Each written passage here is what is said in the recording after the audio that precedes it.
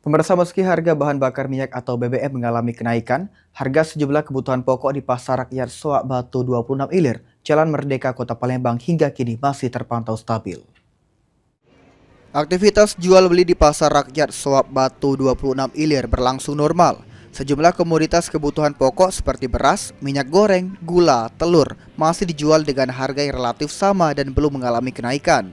Salah seorang pedagang, Mario, mengatakan hingga saat ini belum ada pergerakan harga meski BBM mengalami kenaikan. Menurutnya, pasokan barang dari distributor masih lancar sehingga harga jual kepada konsumen tetap stabil. Tapi masih kalau untuk saat ini walaupun Pertamax naik 4.000 ya, sembako sih sampai saat ini sekarang ini belum ada kenaikan dan masih stabil, harga masih belum ada naik. Masih normal Pak ya? Iya, normal. Nah, untuk pembeli sendiri gimana? Pembeli sih masih menurun sih, belum ada peningkatan. Para pedagang berharap kondisi ini dapat terus bertahan sehingga daya beli masyarakat tetap terjaga. Suryadi, PAU TV.